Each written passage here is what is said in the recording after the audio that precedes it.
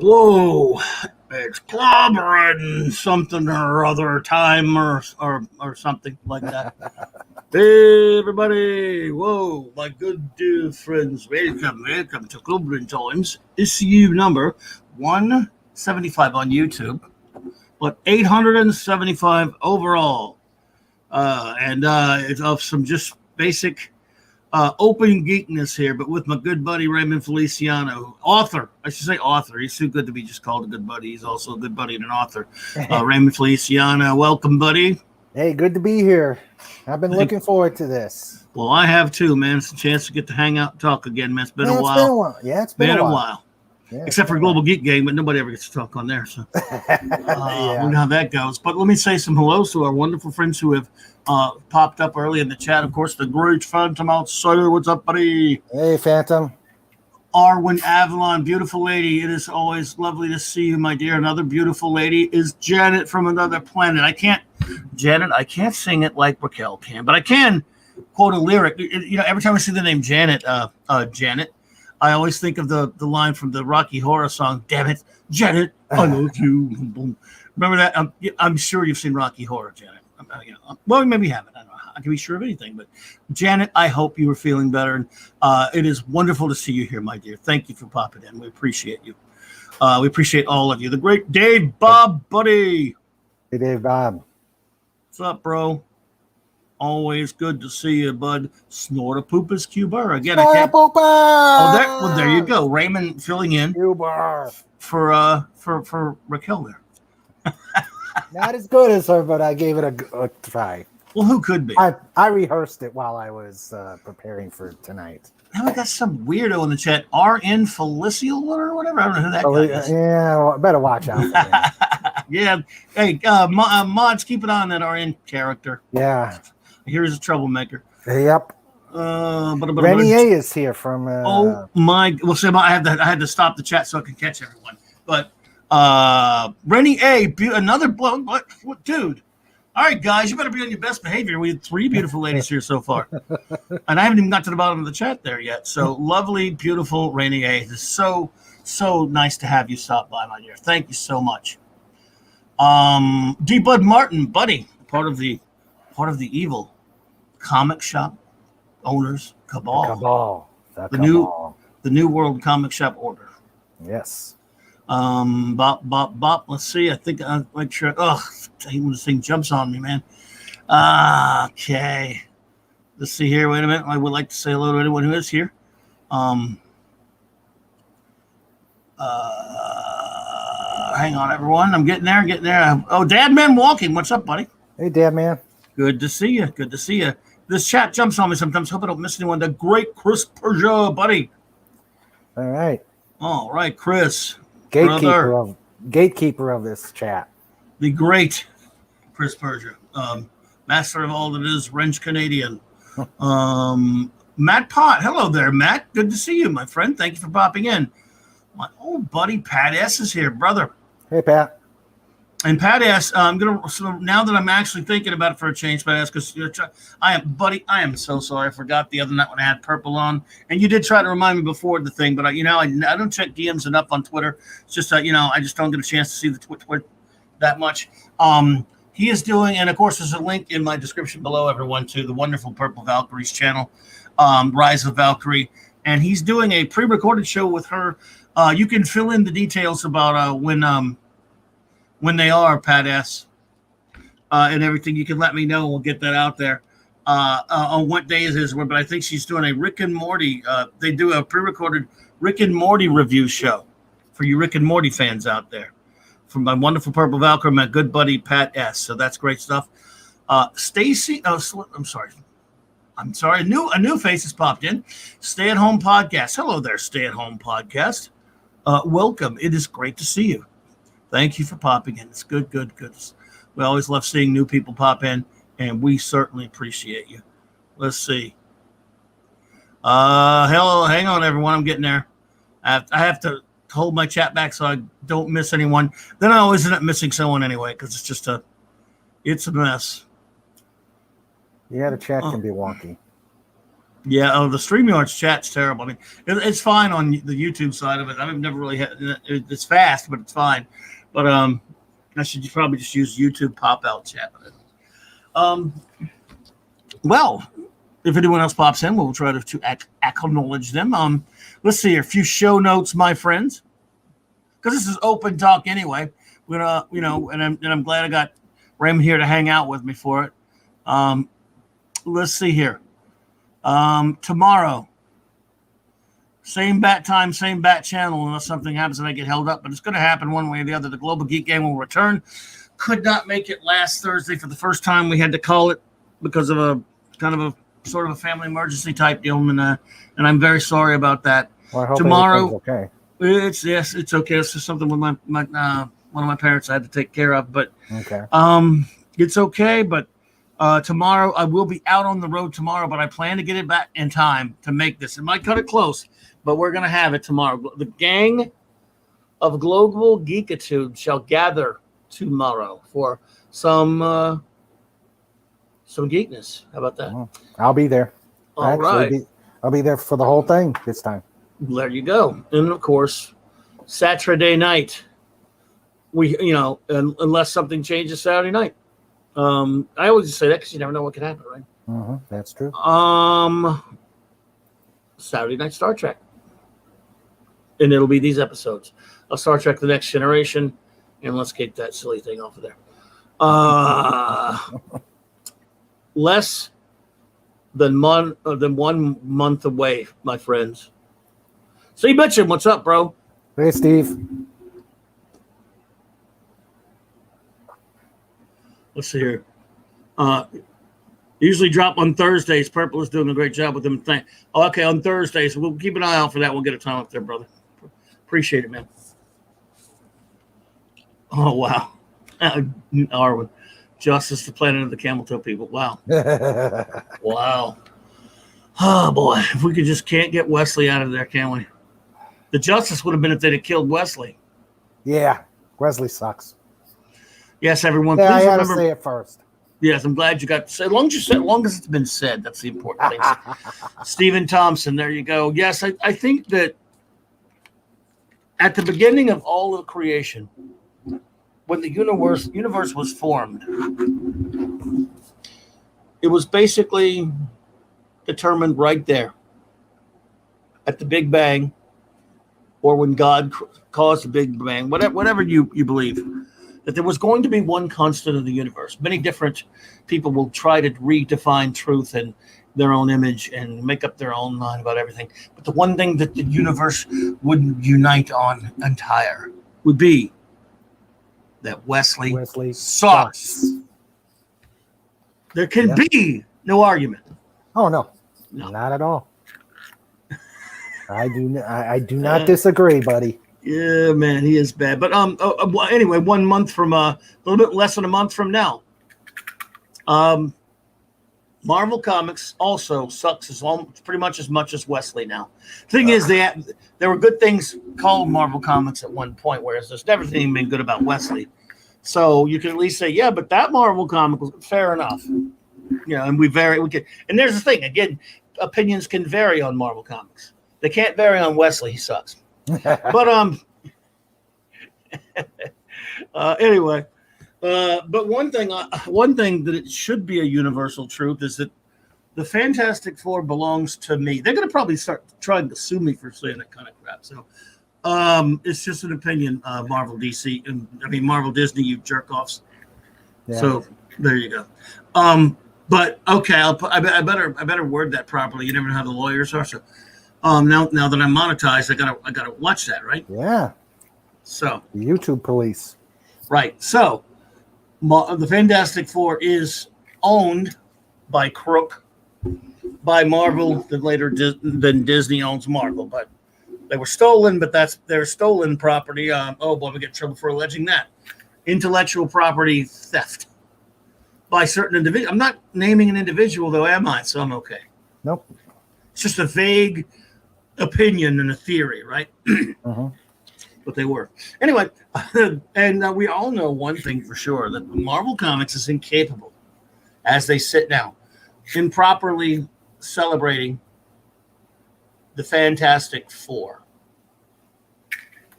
Well, on August 8th, 1961, the Fantastic Four, #1, the first issue of what would later carry the banner above its title, The World's Greatest Comic Magazine, or if Howard Cosell were a comics commentator, The World's Greatest Comic Magazine. They will not celebrate it properly, the 60th anniversary, so it will be up to me. It will be up to Clobberin times, and I shall gather my global gang of geeks, and we will properly celebrate Fantastic Four on the anniversary of their birth, their true birthday. As always on my show, the month of August is Jack Kirby month. And I do throw a little Gene Roddenberry in there because he was also born in August. I'm proud to share a birth month with those great gentlemen, the greatest creators.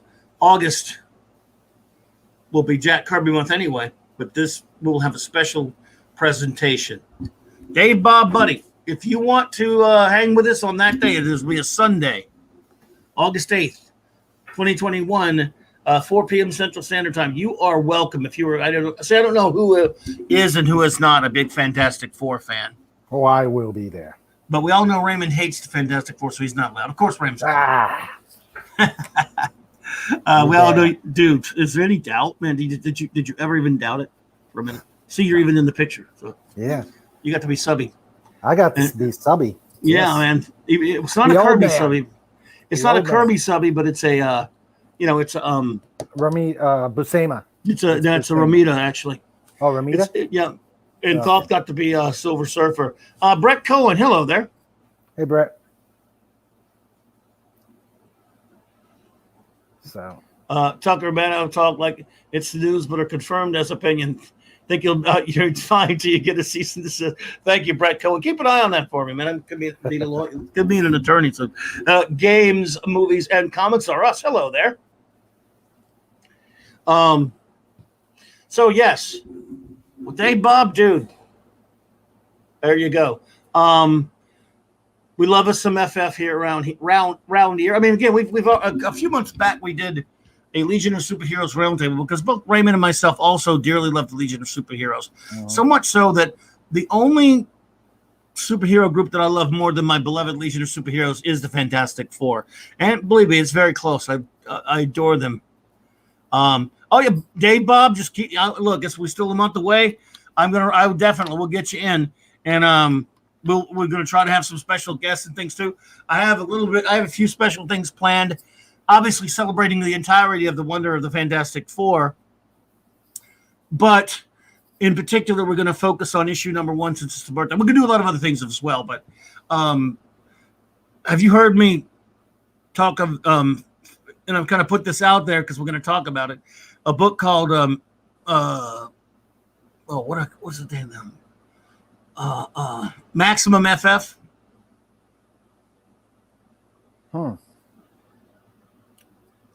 I haven't. It's a hardcover. If you guys look it up, because that's one of the things we're going to be focusing on. Okay. It's what's up? Catman Didi Myers. What's up, my good friend? It is absolutely great to see you. Thank you so much. Hey, VidFile. I like that avatar, VidFile. Or is it Slim Pickens or Roddy McDowell from Black Hole? Are you Vincent or I think it's Vincent. Yeah, from Black Hole. Yeah, it's Vincent. Vincent. Yeah. I haven't seen Black Hole in forever. Yeah, the other one was beaten up. Right, that's Vincent. There you go. Slim Pickens doing the voice. I just remember that. Yeah. I don't know if I've seen Black Hole since I saw it in the theater at like New Year's Day or something like that of 1979 or 80, whatever it was. Maybe it came out in 79, but I think it may have been at the end of 79. I can't remember, but it was I know it was around New Year's and it was in a movie theater. And I liked it and everything, but even Jack Kirby actually drew for a short time. He drew a comic strip of the Black Hole. It was a strip, yeah. Wow. But I never got to see it again. That's neither here nor there. Well, we're going all over the place because it is open geekness.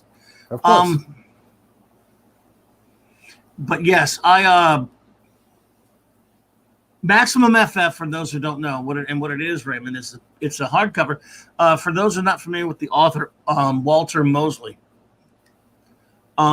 he, I think he used his own copy of Fantastic Four #1 because he's a fan, to have this project. And what it is, it's a hardcover, and every single page is one panel blown up of this comic.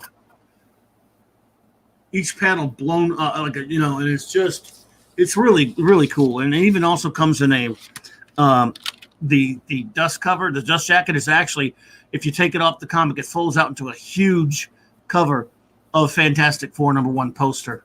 Oh, nice. And it's this cover of Fantastic Four #1 is probably, and one of these days I'm going to do a deep dive into it to research it, but as you know, the covers of Action Comics #1, Detective 27, Amazing Fantasy 15, and others have all been spoofed. I don't mean spoofed and made fun of, like taken off of, like they've done takeoffs and variations of them ad infinitum. Mm-hmm. I don't think they've ever done anyone's done it more to any cover of any comic book than Fantastic Four #1. And I've seen it done to other comics. If you know what I mean, like all people have been using this for the inspiration of an homage cover for various things. Mm-hmm. But yes, I recommend Maximum FF. It's a great book, and it's still out there. It came out in like 2004 or something, but it's a hardcover, and it's really good. Okay, I'll look for it. Oh, Dave Bob, you think you have it? Cool. It's great. I love it because it's just man, it's something. Yeah. So anyway, yeah, I got that notice today from YouTube that I'm monetized. Now I don't know I don't know how to do anything about it yet. Congratulations. Congratulations. Well, thank you. I don't know what I'm going to do about it, but it happened. Yeah. Well, thanks, man. I was really shocked that this happened. Just Friday when it went over the because I kept the subs going up and down and all that kind of stuff. But yeah, and I will deal accordingly. We'll see. Yeah. So speaking of the FF, I just bought. I don't know if you heard. I don't know if you heard about this particular mini series, but it's like I heard about it. I heard about it and was looking for it on Amazon. Finally got it, and it's like I can't put it down. I've read it probably about 6 or 7 times now. Well, how old is it? That would tell you that way I can tell you how I've heard of it. 2019. Oh, not a chance. Oh man. No, heard of it, yes. Heard of it, yes, but I probably haven't seen it. Oh, you should. It's an invisible. It's an Invisible Woman mini series. You know who wrote it? Wade. Oh, that's right. You say, boy, I hate Wade so much now, but I've liked some of the things he's done. This was not his writing. I think he's a rotten person. No, I thought it was an intriguing take. It was Sue Storm, Super Spy. Yeah, miniseries.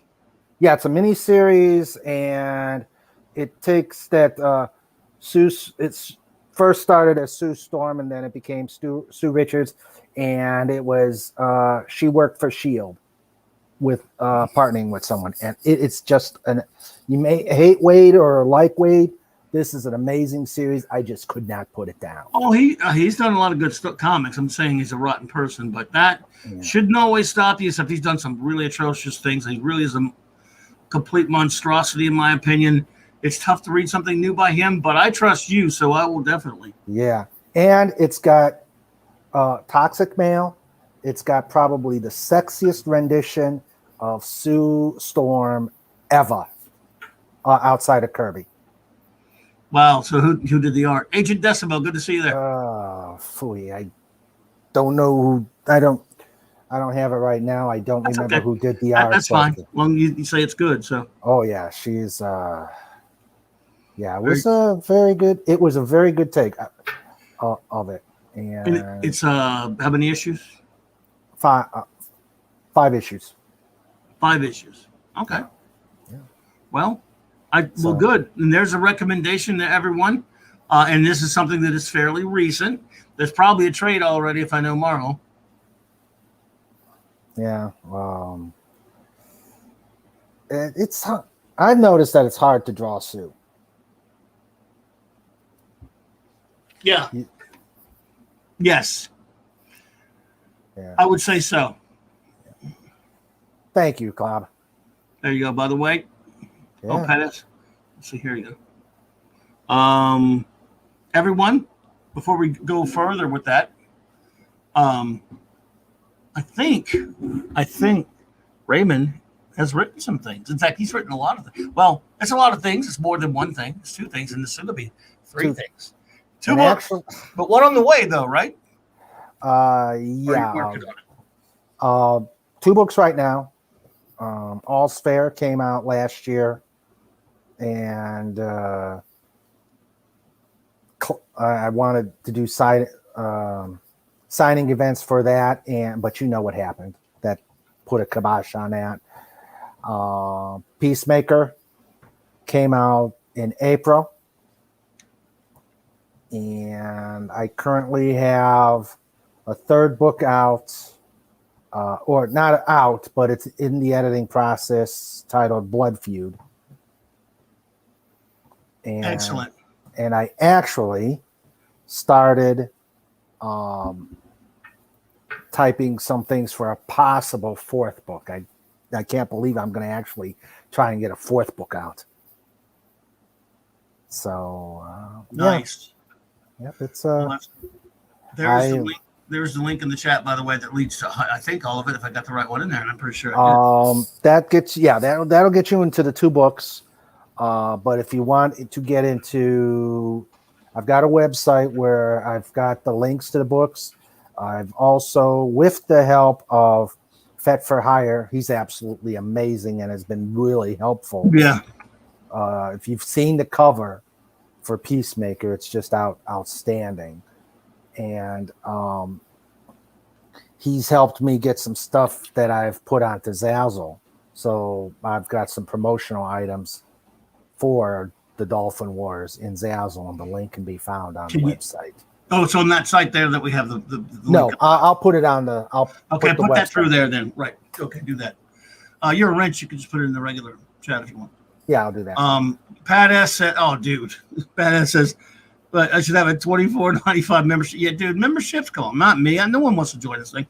But I tell you what, I will have a one membership thing where only Pat S could join, but it's got to be $2,400.95. Stephen, what was he was at? Stephen was asking again what that recommendation. The book I recommended. Let me find that. And then it's called The Invisible Woman: Partners in Crime. We'll find that one. No, that's yours. Sorry. Yeah, we'll keep that thought. We'll we'll take a look at it. Maximum FF, because this is a pretty cool book, and I'll tell you what, we will take a look at it, Stephen, and then we'll take a look at the then we'll take a look at the one Raymond's talking about. Let's see here.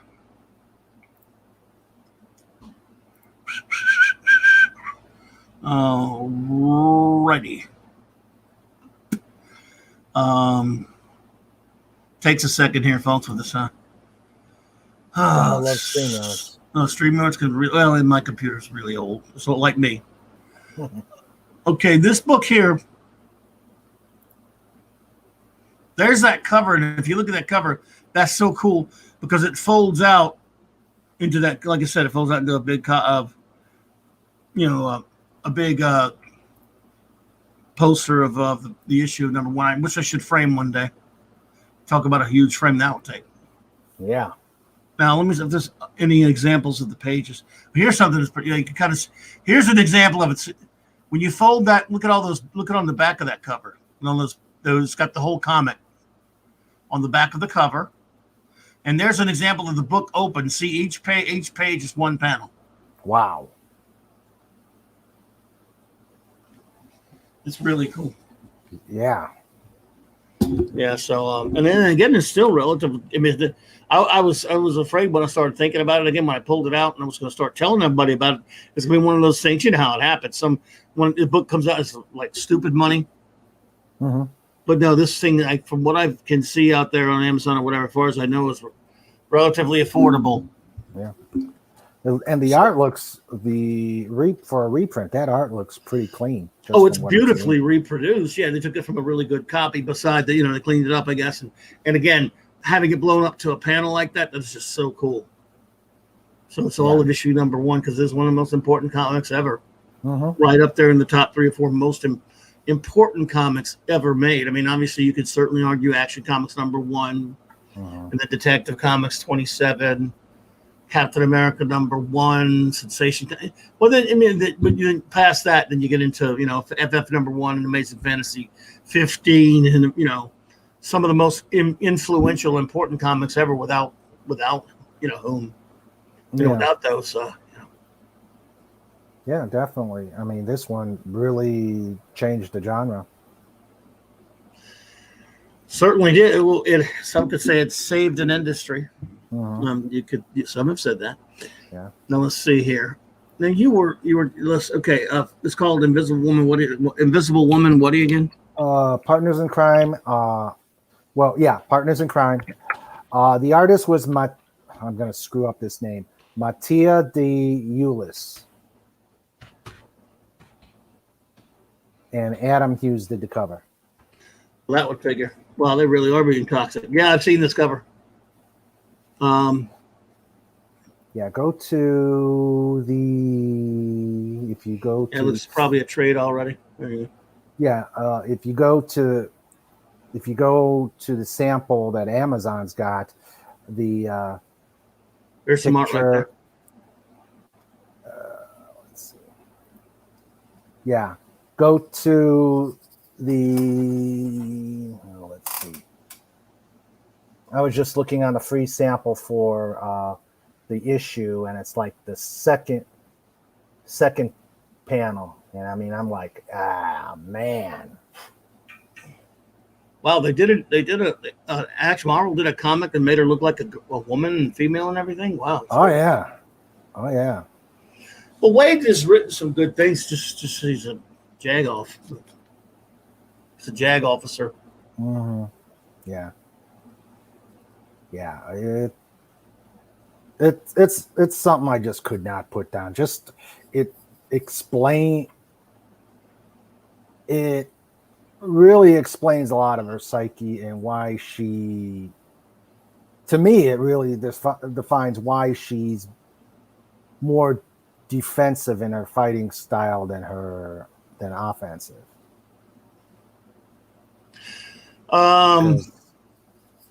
Wade had a good run on FF. His first run on FF was terrific with Mike Marengo. I really liked it. Mm-hmm. Oh yeah, that was a good run. Then he came back, and I was like, I don't know. When he came back, I don't know if he really had it, but it was, again, because there's so many few runs that I were willing to pick up at that point, but I liked some Wade stuff, so I picked it up. What's that? Our Influenciano, do you work with the same editor? Does your editor send you things to rewrite or check your grammar? How does it work? I actually, being the starving author that I am, I didn't really want to find anybody to break the bank. So I went with a English major in college who offered to edit my stuff free of charge, and free is always good. So, it is good. Yeah, it is good. So I did my editing, and she actually did the editing for both books. It was pretty much, she sent the items back to me, and unfortunately, when she had her notes for her edits, and it converts to the Kindle publisher, the program that they use for Kindle, it retained all the notes. So I had 1, 2, 3, 4, and I actually had to go back out and remove all that stuff. So I do have a love-hate relationship with Kindle. It's a good way. It's a good way to get something. Their publishing software is a good way to get it formatted, but it did give me fits, especially the second one when I had to put Fet for Hire's cover and actually format it so Kindle would take it. That took me about a week. Okay. So wow. Yeah. Well, there you go. Thank you, Chris Persia. Appreciate that, buddy. Yeah, I can imagine it'd be a difficult process. All that kind of stuff, especially I'm horrible with grammar. That's why I learned so much from Raquel. Man, I feel like such an idiot. So, I mean, she is the grammar police. So I hope that answered that, Pat. Absolutely. Thank you, Pat. Yeah, this modern art. I mean, they do it all on computers and all. I mean, this is good stuff. It's good enough for the story. To me, even stuff like this, which again, I can't do this even on a computer like they can. It's just not the same as old comic book art. Yeah. Actually, the person doing this is doing it on a computer. Yeah, but still, you can see that. I mean, again, it's fine if the story's good. That's not what I'm saying. I'm just saying. Yeah. Keep passing it. Which go back one? to the one where you've got the variant covers. What? Let's see. I'm not sure what you're looking for. Well, I wanted to show you. I've seen the covers. I was looking at some of the interior. Oh yeah. Okay. Yeah. And again, it's serviceable, and they actually look sort of like women and stuff, which is rare for Marvel comics these days. Mm-hmm. Yeah. But no, I was actually talking about the interior. The covers. Covers are covers. They get a different artist. Adam Hughes. If it's a cover about a woman, of course that's rare now to get Adam Hughes because he wears sexy women and stuff. Yeah. But okay, the one just before this page. Hopefully they've included it. That's all jumbled up. It's her float. Maybe you'll be able to find it. It's her floating on an invisible disc with her old school first generation FF costume. Oh, was it a cover? It's not a cover. It's like about page 6 of the story. Oh well. And it was on there?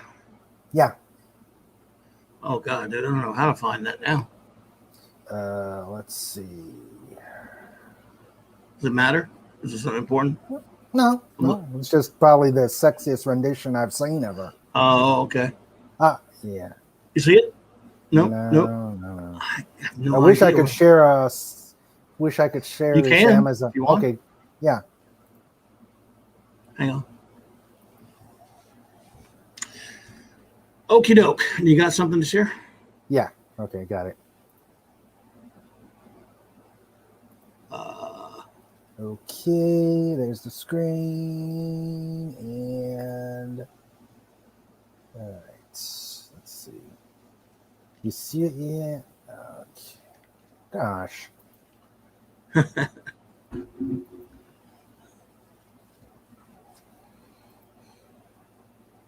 Hopefully, how do you do this? Okay.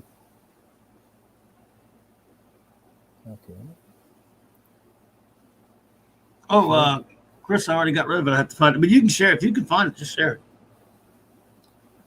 So you don't have even. Okay, there you go. All right, so go to the next. All right. Go to the next tab. It should. Okay, I see the tab. Okay. Weird. Darn it. You can't. You don't see the.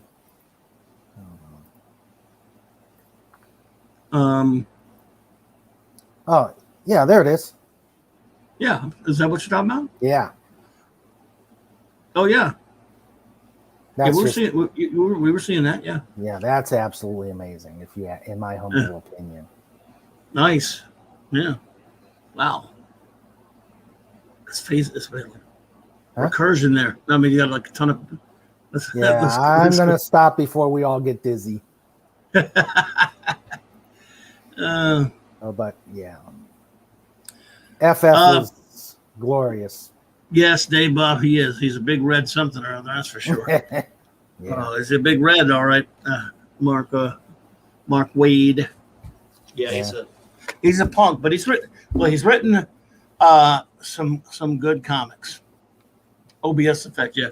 I always call it the Hassline effect. And the reason, what the screen was doing there, with all the, because, well, it's obscure, but it's from Escape from the Planet of the Apes, Dr. Hassline. The film where he's explaining, basically infinite regression. Yeah.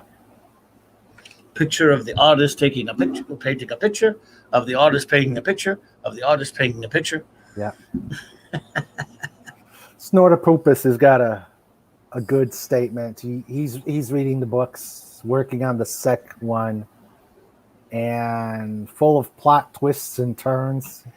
Just when I think I have it figured out, Raymond throws me a surprise. He's a tricky dolphin with that one.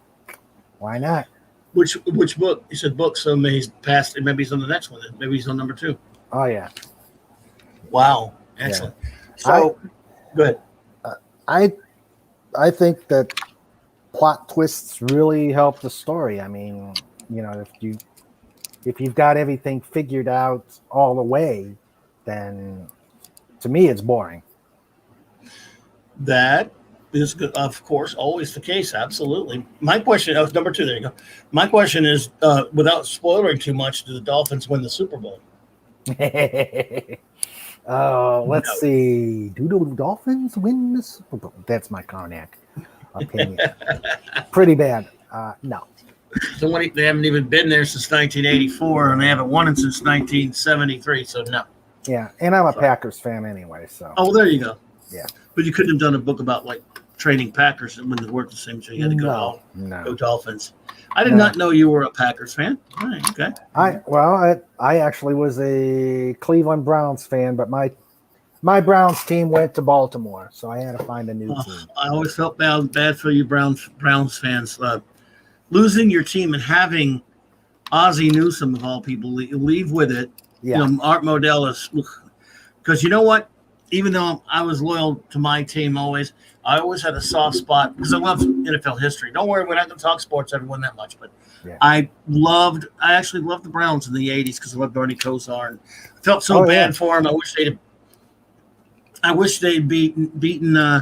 Look, the drive sucks. John Elway's stupid drive, and then the fumble the year after that. Mm-hmm. Oh, yeah. If you want to traumatize a Browns fan, say Red Right 88, the drive or the fumble. Yeah. And it's evil. Yeah. I never saw Red Right 88, or at least I don't remember because that was so long ago.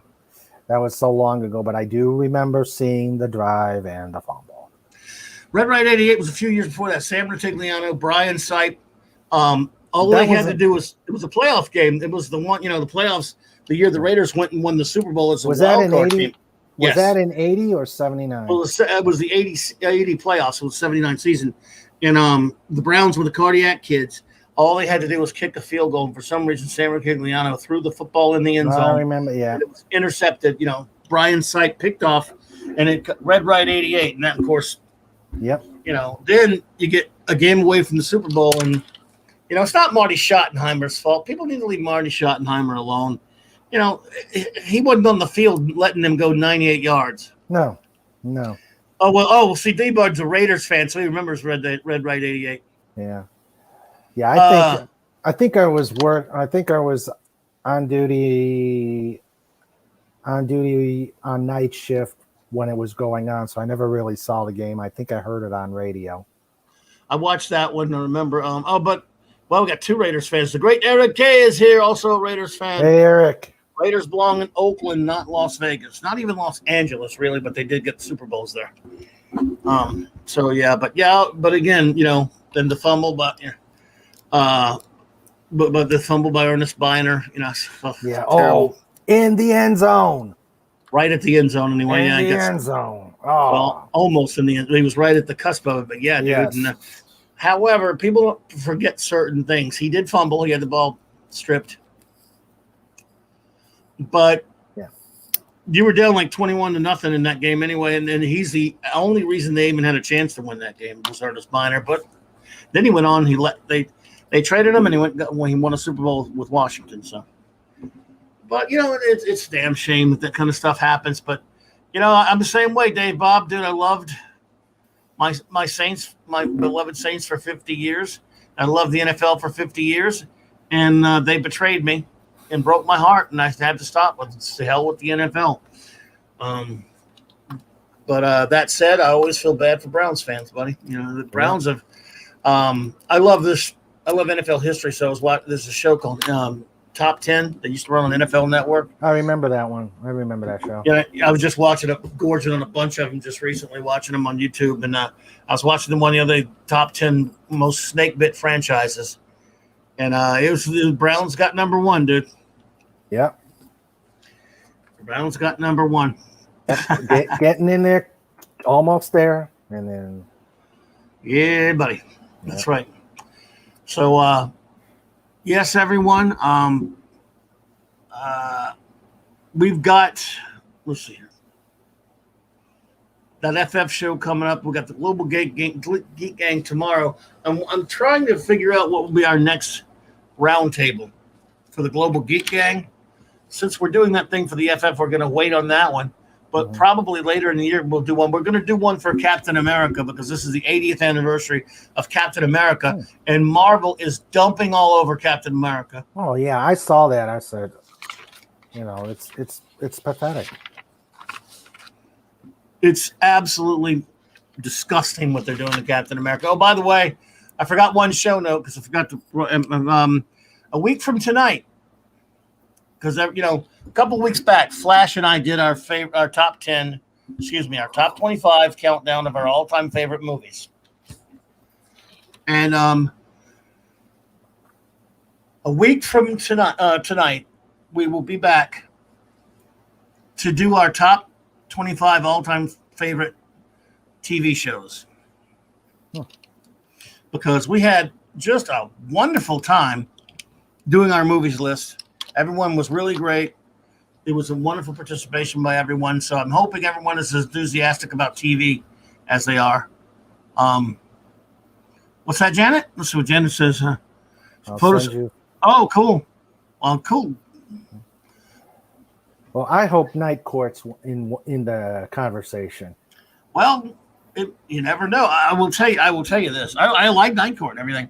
I don't know if Flash was a fan of that or not. We did this a long time ago on my old channel, but it's like 10 years or something else, so I can't remember what was on his list or whatever, or if he did it. But I know our lists are quite different. Oh, okay.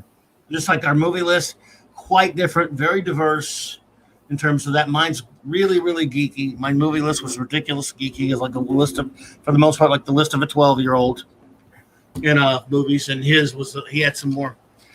He had more comedies than I had. He had horror. I didn't have any horror on mine. I'm not a big horror guy. But anyway. So TV will be the same. I'm sure his TV list will be very different from mine. Mine's going to be loaded with geeky TV shows. Absolutely no question about that. and his will have some of that. But what's going on? I hear you. Oh no, sorry, I was just checking something there. We had I guess Paulie got the show done. I hope I helped him as much as I possibly could there. So yeah, it's going to be fun, and mine is going to be more predictable, I guess. His will be. He might have Night Court on there. I like Night Court. It was a good show. Night Court I was looking at my list. I don't think I have hardly any comedy on there either. I guess I have no sense of humor. Which is weird. I thought I did, but I don't. I'm just kidding. I have comedy on there. Don't get me wrong. I'm just saying. I'm just looking at it. For example, yes, I have some comedy. Not very many though. And one of the things we were talking about, which I can't remember now, is how few movies from the 21st century were on my list or his list. Just Joe, what's up, man? Good to see you, Jobber. And I'm trying to think. I don't think I think, dude, I don't think I have one. I only have like one movie from the 21st century on my list. And I think he maybe had one or two. Wow. Now, what does that mean? Means nothing other than I can't stand modern crap very much, to be quite honest. Well, you would not be the only one. Yeah, I mean, not that there's nothing, not that it's completely, gone, but yeah. And I'm looking at this, like my TV list. I'm not going to spoiler it or anything, but wow, I don't see anything from the 21st century, but one show out of 25. One. Wow. And I'm betting you that at least Flash will have a couple more than me. And he will have some comedy. He will have some comedy. I probably don't know if I told you this before, but we really have a lot of fun doing these top 25 countdown lists. It's just a lot of fun for us. I'll have to check it out. Are they? Or is it a late night thing? Well, we always do it at this time. Oh, okay. On Wednesday night, same time you and I are doing it right now. Okay. And we do it, and then the week after we do like a follow up where we talk about some additional stuff that couldn't make the list and stuff like that. Gotcha. Or we used to do that the next day, but now we have to do it the next week. But it's we ran out of topics because we've been like scraping for the past couple of years on my other platform on BTR. We were, reaching for topics because we've done just about every kind of geek topic at least that we could think of over there. But now it's a whole new day over here. Very few people know us except for my buddy Jobber there. Some do, who were there. But again, most of them were done like maybe 6, 7, 8, 9 years ago now, 10 years in some cases. So it's brand new. Last year, my dear departed buddy Mark C. and I did a couple of top 25 lists. We did our top 25 all-time favorite comic book artists. Our top 25 favorite comic book covers. Soon, I'm one of these days. I guess Flash and I might do our top 25 Star Trek episodes like we did long ago. Yeah. I can't find anyone to do Doctor Who with. There's another thing. You got to find someone that knows. If you want, I can't find anyone. It's just like it's tough for me to find someone to talk Blake 7 with. Yeah. Because no one knows it. Sandra loves the Doctor. She got me rehooked on it. I saw the Doctor back when it was in PBS, the Tom Baker years, but kind of lost track of it. And then Sandra got me started back up during the tail end of the Eccleston and up until this catastrophe. Yeah, absolutely. And I agree with Pat S. Friends shouldn't be on anybody's list. Well, you don't have to worry about that with me. Oh yeah, D-Bud, I'm gonna trap Thoth into doing Blake 7 with me one of these days. I thought you guys did that already. With the last Geek Gang. No, I've talked about it a little bit, but I'm sort of like, in other words, someone I can bounce off of that loves it as much as I do, that knows it as much, that knows it anywhere close to, because I have an unhealthy obsession with it. I watched every episode over and over again for since I've been in love with it since 1986 or whatever it was, 87. Okay. It's just outrageous how much I've watched it, but someone who's at least watched it as much. Arwen has to run. Arwen, thank you so much for being here. You take care, Arwen. Absolutely. Thanks Beautiful for being here. Beautiful lady. Thank you so much. It's great to see you. Too Much 77. Hey there. Thank you for popping in. It's good to see you. Yeah. Wow, Dave Bob started watching Doctor Who with Pertwee. Lost track of the 80s. we didn't get Pertwee till way later, and just a few of them because we didn't get them all at the time. So I started with Tom Baker in 1981 ish. Oh, it's 81. Man, I can't. It may have been like 81 or 82 is when I first started seeing it. Although I was reading about it in Starlog, So, but fell in love with Blake 7. I came late to the party on that one, but 1986 or 7, something there. I only seen it once before that, But because of how popular Doctor Who was in the 80s over here in the States, it enjoyed popularity that was just extraordinary, and it came close to being duplicated after the David Tennant took over from Eccleston, and it became really big for a while.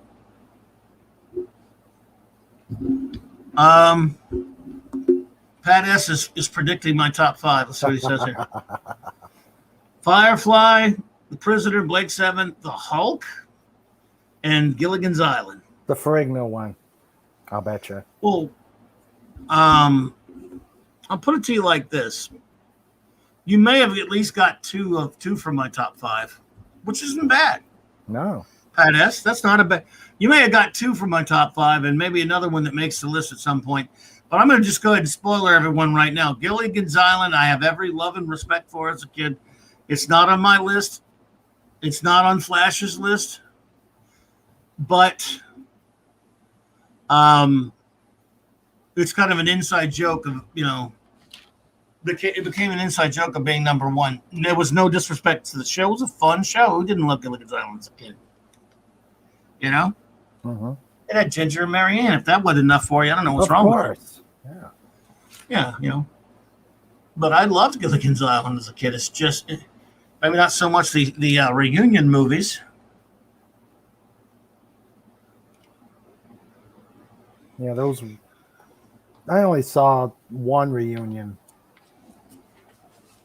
Yeah, it was a fun show. But yeah, we had this. All right, we had this dude. It was a guy that I was really friendly with. We become friends, and we had a big, back in the early days of the internet, or a good while back anyway. There was where you didn't have as much of Facebook and Twitter and that kind of stuff, but you had fans wanting to get together. We had this thing called Fan Central that a few of us, a friend of mine had started that I was a part of, and that we kind of connected that to the show a little bit, and we had a lot of friends, Geek friends online through that thing. Mm-hmm. It came out of the Trek Space Wars that we all fought, because we all got, those of us who got banned from Trek Space for not liking the Jar Jar Abrams filth, and which is basically another long story, but basically a whole bunch of us became friends. And there was this guy, I guess I could say his name because it's a handle. His name was, he called himself Tom Trekker. And Tom, if you're out there, if you could be listening, you deserve it, so screw you.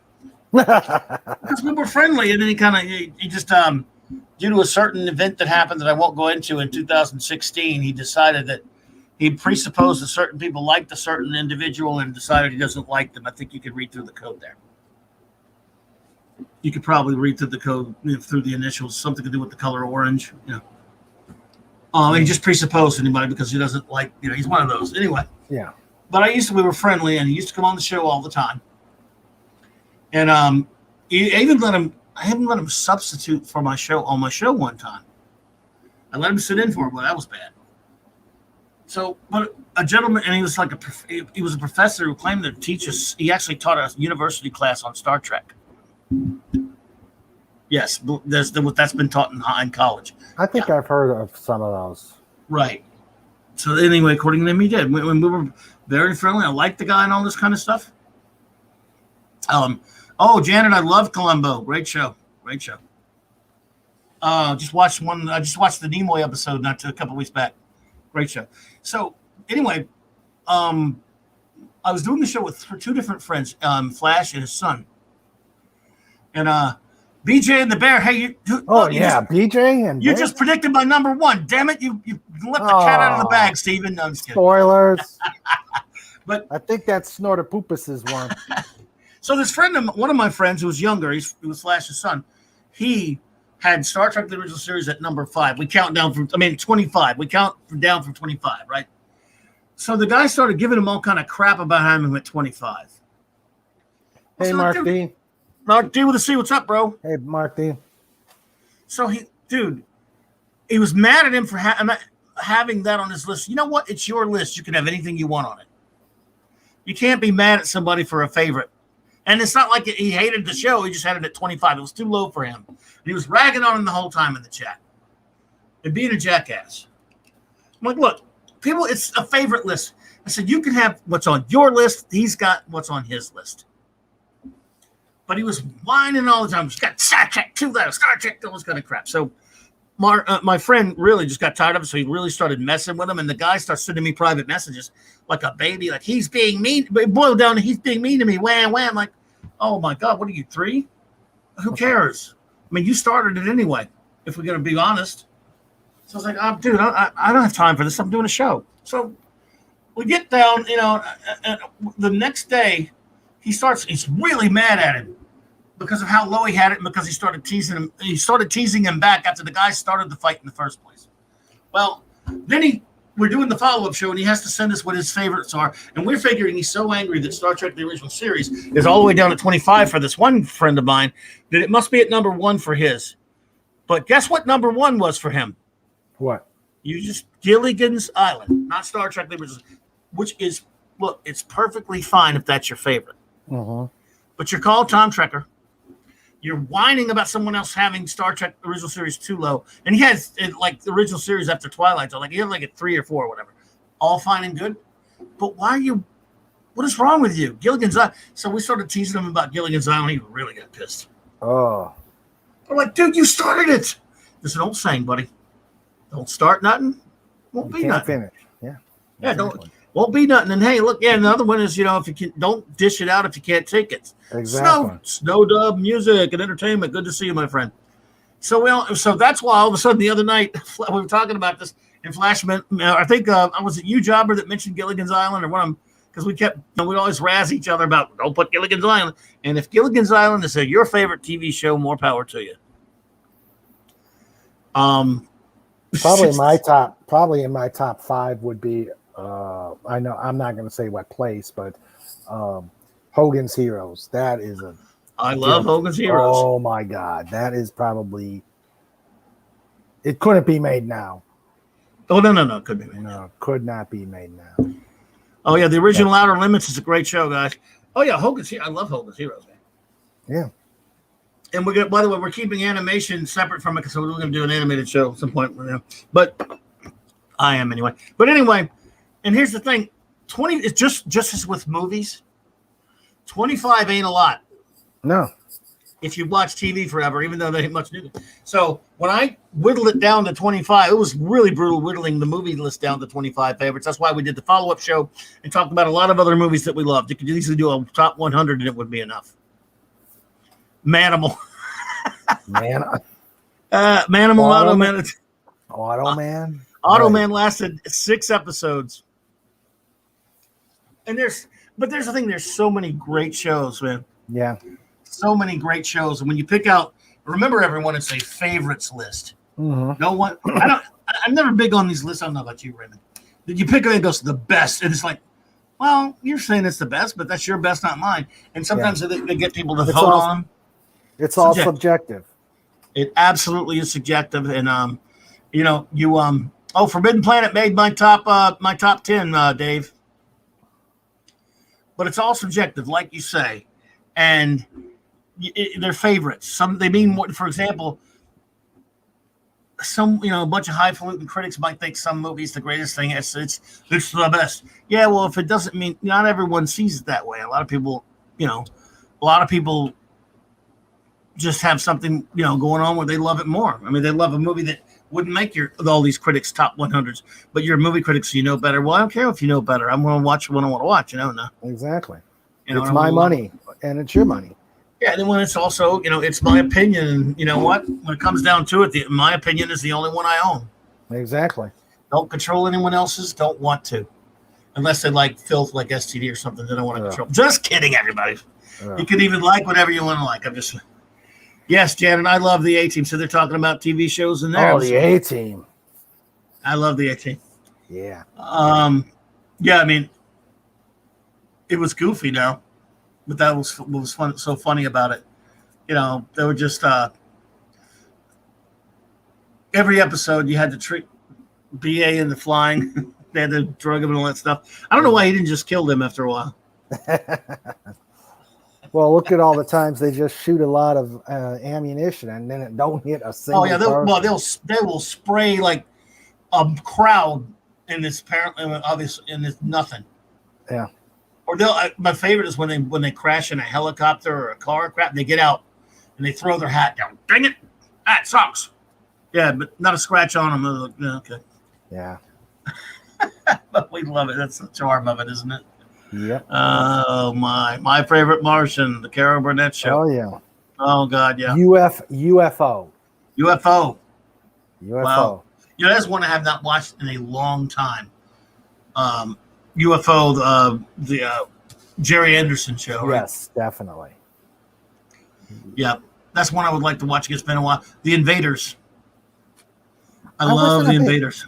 I wasn't big into the Invaders. I really loved it. It's been now again. Bear in mind, it's been a long time since I've watched it. But I love the Invaders. And the thing is, that story doesn't work today. It could only work and be scary at the time it was done because it was, the guy literally sees the aliens because he's on a long road trip and he just pulls off the side of the road to take some, get some Z's. And he opens his eyes and there's aliens. That plot doesn't work today because for a plethora of reasons. D-Bud, man, look. Prisoner Thunderbirds, WKRP in Cincinnati. What a great show. Red Dwarf, great show. And of course, you got to take some of the Irwin Allen ones. Oh well, yeah. I mean, I have a soft spot in my heart. Look, my favorite. What's your favorite? Irwin Allen, Voyage to the Bottom of the Sea, hands down. Greatest American Hero. There you go. I love the song better than the show almost, Janet. I love Voyage to the Bottom of the Sea, but and I love Time Tunnel, which I have, of course. I like Time Tunnel. I like Land of the Giants, but I have a special place in my heart for Lost in Space. Yeah. Daryl the Derelict. Hey there. See, when I was a kid, man, there were two things that were gospel to me: the Adam West Batman show and Lost in Space. Yeah. That was it. Same thing. I loved them. Watched Batman and watched Batman, Lost in Space, Johnny Quest. Johnny Quest, great show. I'm going to leave that in the animation category, but it'll be when I do it. That's going to be a very high up there for me. And that was a primetime show. Yeah. So was the Flintstones was. But they let's see here. Lost in Space, the first 5 episodes were relatively serious. Eventually, they had to go. And there's a pilot that doesn't have Dr. Smith and the robot. They went back and added him. But Dr. Smith was a little bit more scary at first. Just like the first season of Voyage to the Bottom of the Sea. Oh, It's more like a spy show. It was black and white. And it was more like a spy thriller in a sense. Then later, yes, it became Monsters of the Week, like Snort's saying. Yeah, that's where it started getting bad. Irwin Allen liked to reuse a lot of that footage. Yeah. Yeah. So, Space 1999, Daryl, a lot of people really love it. I like it. I wasn't too big on that second season, and it's been a long time since I watched it, which is a good thing because I plan to rewatch it again soon. I have it. I plan to. There's so much stuff. There's so much good stuff, and when you get old, the only good thing about losing your memory, have your memory getting faulty, is you can go back and watch something you hadn't watched in 20 or 30 years, and it's like it's brand new again almost. That's kind of fun. One of the advantages of it, right? I hear you talk UK TV, but I never heard you bring up Faulty. I love Faulty Towers, man. I love Faulty Towers. Great show. That's one of the funniest shows ever made. I never saw it, but it did have John Cleese in it, right? Oh, did it ever? I mean, I love, because Monty Python is one of my all-time favorite things in this world, so I'm a huge Monty Python fan, and John Cleese on that show is just brilliant. That's one of the top all-time great sitcoms to me. Yeah. If you want to call it a sitcom, there's just not enough of it. Didn't last long enough. Yeah, it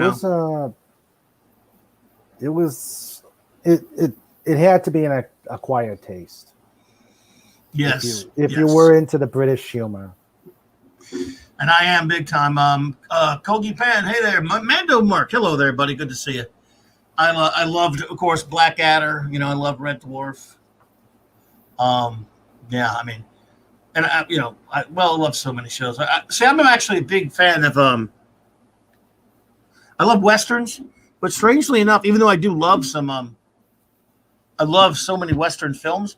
I have a soft spot for Western television shows, old Western TV shows from the late 50s and the early and throughout the 60s. The Rifleman. I love The Rifleman. Have Gun Will Travel, in my opinion, is the greatest Western TV show ever made. Fight me, as I always say. I loved Bonanza and Gunsmoke bored me as it went on and on and on and on. I don't know. I loved them though. I loved Bonanza and Gunsmoke. But I hear you. They lasted. Well, see, Bonanza lasted 14 years. Gunsmoke lasted 20 years. Yeah. I like things like High Chaparral. Big Valley. Big Valley. Like Big Valley. Like the Rifleman. I liked Maverick. I loved Maverick. I really did. Did you ever see? Yeah, I like that V miniseries, by the way. That was a great one. Did you ever see a show? Here's a weird one now. This is an obscure one. It only lasted 2 seasons. A show called The Guns of Will Sonnet. I think I've heard of it, but I never saw it. That show was brilliant. The great Walter Brennan, the Academy Award winner, Walter Brennan, was the star of it. Dak Rambo on it with him, and Jason Evers, the guy who popped up in a Star Trek episode, Wink of an Eye, and a couple other things. It was a story about Will Sonnet. Of course, was this very famous Army scout who is now, of course, old Walter Brennan, right? Mm-hmm. And because he was always away, his son, he barely knew his son because he barely raised his son. His son ran off at the age of like 17 to become one of the most famous gunfighters around, and infamous in some ways. Gunfighters, were scary people, but eventually he brought his baby son to his grandfather, to his father, and so he raised Jim Sonnet's son. But then when the son grew up to be a young man, played by Dak Rambo, like 19, 20 years old, they both decided to go find his father, who became this famous gunman, and called James Sonnet. And it was called The Guns of Will Sonnet. And it was a brilliant show. I mean, Walter Brennan, he was always a great actor. And and this is him in his old mode, but he's a badass, cantankerous old man, and he was fast at the draw. I loved how, people would ask, he trained the grandson to shoot and whatever. If someone asked him in an episode, so is he as fast? So how is he fast? He asked him if the grandson was fast. He goes, he's fast, maybe faster than his pappy. And I'm faster than both of them. No brag, just fact. Because I taught them both how to shoot. There was one. I don't know if you probably did. Custer. There was a series. I watched a few of those. Yeah. A buddy of mine brings all these old westerns over. Sometimes he buys them on DVD when they finally put them out. Did you ever watch Alias Smith and Jones? Yes. Yeah. Love that show. With a passion. That's a great show. Yeah. I see a lot in the chat. The war TV shows. Oh, Combat. My buddy Michael with Retro Blasting. Shout out to Retro Blasting, who's helped me so much. That's his favorite show of all is Combat. Combat was good. Vic Morrow. Yes, definitely. Rest his soul. Rat Patrol. Yeah, Garrison's Guerrillas. 12 O'Clock High. 12 O'Clock High with the great Robert Lansing. Yep. Did you know? Black Sheep Squadron, Baba Black Sheep. Good. Yeah. William Shatner did a guest role in 12 O'Clock High. Yeah, he did. Yep. He played a Canadian exchange pilot and who ended up, of German background. And I hate to say it because I don't like dissing William Shatner, but he had the worst German accent in that episode. It was horrific because he was of German background, and the girl he started seeing made him bring out his inner Nazi, Oh, Yahtzee. Sorry, guys. You're right. Sorry.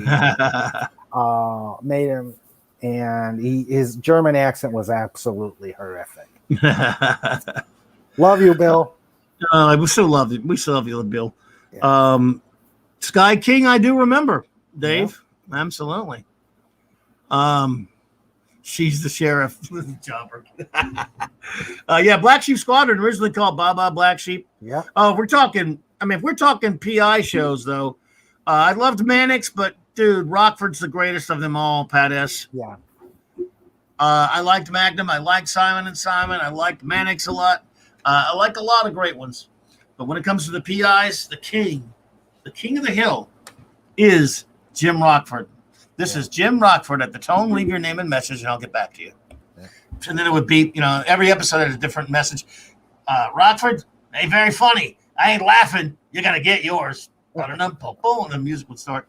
Yeah. That great Mike Post theme would start. The Jack Lord Hawaii 5-0. It was a good show. It was it was like 11 years, that sucker. Mm-hmm. Mannix was great. Book him, Dano. Mannix would kill like 5 dudes before the opening of the show, in the even opening prologue. I'm kidding, of course, but there were some people that thought Mannix was too violent. Great show. Desilu. Lucy. Same with Star Trek. Banachek. I love Banachek, Snortopoopas. I don't think I saw a lot of George Papard. Yeah. Everyone's going so fast. I'm missing some of the great things you guys are mentioning, so I don't mean to miss them. I'm not missing them on purpose, folks, because you're putting so many good ones up there. But man, so many great shows. Quincy. All right, okay. Quincy. Let's just be honest about Quincy, Eric. All right. I love Jack Klugman. I loved him on The Odd Couple, even though I like the Walter Matthau Jack Lemmon movie even better. But Quincy, that always tickled me because we're like, wait a minute. All right, this dude's the coroner. Why is he Sherlock Holmes? Why is he solving friggin' murders? Don't the cops get pissed at him for it? Oh, they just figure, you're Jack Klugman, you can do whatever you want. And someone used to make fun of it, it's murder. I can't do it's murder. I can't do my Jack Klugman like someone. It's murder. Oh Lord. Sigmund and the Sea Monsters. Well, Sigmund and the Sea Monsters. You gonna talk about HR Puffin stuff next at Lidsville? Oh God. Sid and Marty Krofft. By the way, Pat. Raymond. Yeah. You're familiar with Sid and Marty Krofft, who did. Oh yes. HR Puffin stuff. Lidsville. Sigmund and the Sea Monster. Far Out Space Nuts. Electro Man and Dinah Girl. Mm-hmm. Did you know? Go ahead. Didn't he also do the banana splits? They did the banana splits. Thank you. Were you aware? I wonder if anyone in this chat is aware that Sid and Marty Krofft, the producers of those shows, had an amusement park in Atlanta that they tried to start up to be like the next Disney World in the 70s. No, I didn't hear that. Well, that's because it bombed. It bombed, yeah. It was Sid and Marty Krofft World. Does anyone remember that? Oh, Moonlighting was a great show. Too Much 7. I loved it. So I want to know, Stony Burke. Oh, my God. Dude, Dave Bob, my friend of mine that I was mentioning earlier, brought Stony Burke over and made me watch some episodes of that. Jack Lord. So I'm wondering if anybody in the chat is aware of that, because it was in the 70s, right? And it was in downtown Atlanta. And in 1990, when I went to a con there at CNN Center, you could still see some of the constructs up from that amusement park. You can find a few pictures online. Sid and Marty Krofft Land or whatever. I think it's something like a Sid and Marty Krofft Land. I forgot it's there you go. Catman remembers it. So very few people even remember that it happened. Oh, you can't forget McLeod, Chris Persia. McLeod was a grad. Love Dennis Weaver, man. Downtown Atlanta. That's right. And like I said, now there's nothing left. I don't think. But back then, even like at that point, it was supposed to be 15 years after it, and was still there. Yep. So weird stuff. Sid and Marty Krofft Land. Imagine if they thought they were going to supplant. You'd be the next Disney World or Six Flags. Or yeah, right. Oh But because we had yeah. banana splits rides, and hey, look, they gave us Electra Woman and Dyna Girl. You know, what more do you want? Mhm. But let's see here. What was it? Bop, bop, bop. Someone mentioned something up here that caught my. Oh yeah, Cagney and McLeod, Lane. Cagney and Lacey. That was a chick show. I didn't watch it. Sorry, everyone. Yeah. I'm sorry, everybody. Here's the thing about Stony Brook, there, Dave. It was from the late '50s. It had Jack Lord. I don't know if you're familiar with the show. Is that Well, friend, okay? That's different than Burke's Law. Yeah, different from Burke's Law. Burke's Law. Wasn't Shatner on there at some point? My friend, like I said, until Coof or whatever, used to always come and visit, and bring boxes full of DVDs when he would come down to visit. He was from here, but he lived in Atlanta, but he would come to visit his parents. In holidays, a couple times a year, he'd come over and he would bring a bunch of stuff. We would watch. He'd buy everything on DVD that came out. And I mean, the obscure stuff, the westerns, the old TV shows, is what we like. And we'd sit there for hours and watch them. He brought Stony Burke because he bought everything. If it came, and it actually came on DVD, I don't know how long it lasts. Do you know the premise of Stony Burke, everyone? Yeah, he bought Honey West too, Stephen Thompson. This is Jack Lord pre-Hawaii Five-0. And the night after I watched it, I talked about it with Flash. This guy is a rodeo. He's with a traveling rodeo, and it's about his exploits with a rodeo that travels all over the country. A rodeo. That was the premise of their show. Huh. Now I guess you don't have that anymore, like quite the same way. It's the late '50s, you know. Yeah. Didn't last long, obviously, because no one remembers it.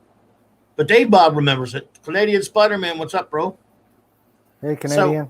So I'm watching that with him. And by the way, Leonard Nimoy was on an episode. And so we watched the first one. I was like, dude, this is kind of dull. And they're not cops. They're not kicking ass. It's kind of like some drama. I understand what they're doing. And, I like Jack Lord, but I'm kind of, dude, this is weird. I mean, it's about horses being poisoned and race horses and like rodeo horses and shit like that. I'm like, okay, I'm not feeling this one for some reason.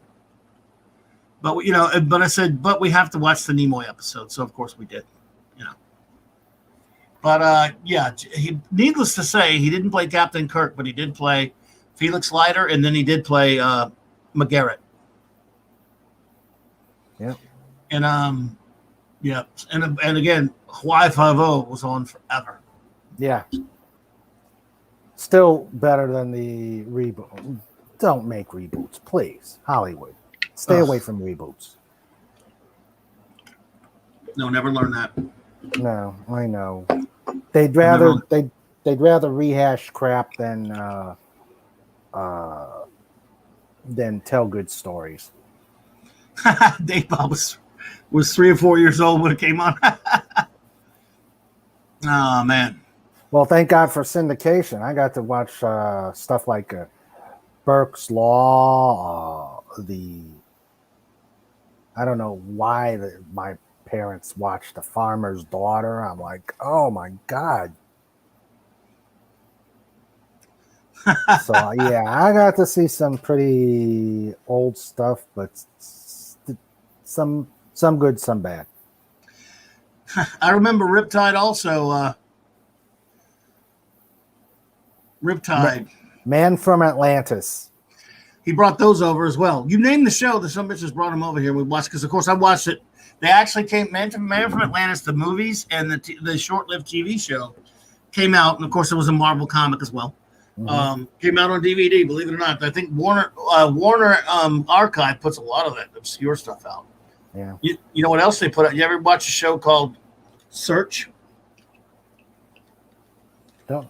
Anyone remember Search in there? I know Dave Bob remembers it. Early 70s, maybe like 20, 30 something episodes. The original product they kind of called Pro, but it was Search. Burgess Meredith was this doctor. I mean, it was like the scientist who ran this. They were the secret organization. They weren't the government or anything. It's kind of weird. And they would send these agents that sort of like worked for this big firm that they were like almost like an insurance agent type thing. It was like a spy show.